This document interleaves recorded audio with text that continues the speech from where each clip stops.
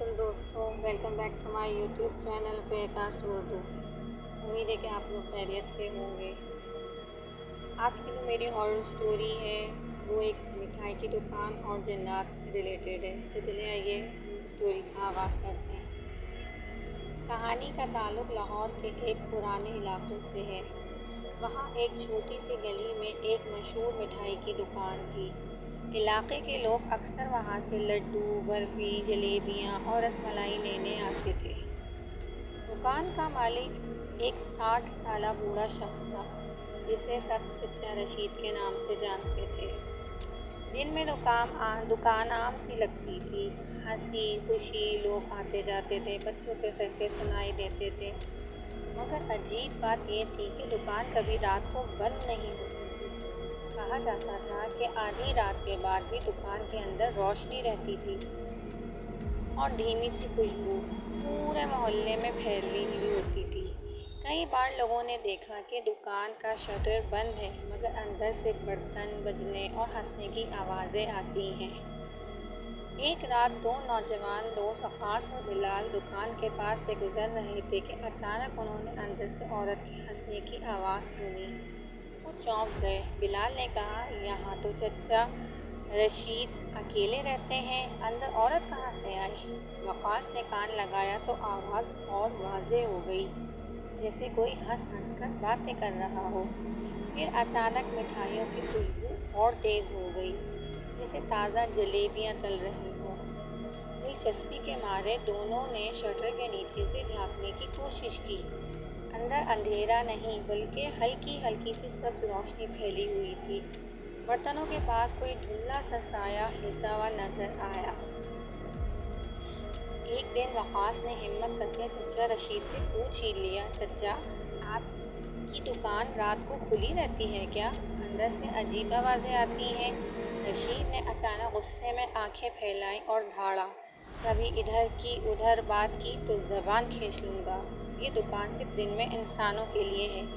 یہ سن کر وقاص اور بلال کے دل میں ڈر بیٹھ گیا، مگر تجسس اور بڑھ گیا۔ کچھ دن بعد محلے میں ایک نوجوان اچانک لاپتہ ہو گیا۔ لوگ بتانے لگے کہ اسے آخری بار رشید کی دکان کے قریب دیکھا گیا تھا۔ کچھ گواہوں نے کہا کہ رات کو وہ مٹھائی خریدنے گیا تھا مگر واپس نہ آیا۔ کچھ دن بعد اس کی لاش ندی کے کنارے ملی۔ جسم پر عجیب نشان تھے، جیسے کسی نے نوچ ڈالا ہو، مگر حیران کن بات یہ تھی کہ اس کے ہاتھ میں ایک آدھی کھائی ہوئی جلیبی رکھی ہوئی تھی۔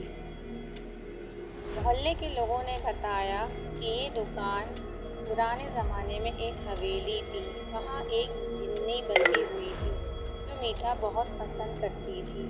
رشید کے خاندان نے اس سے معاہدہ کیا تھا کہ اگر وہ دکان کے ایک حصے کو رات میں اس کے لیے چھوڑ دیں گے تو وہ دن میں انسانوں کو نقصان نہیں پہنچائے گی۔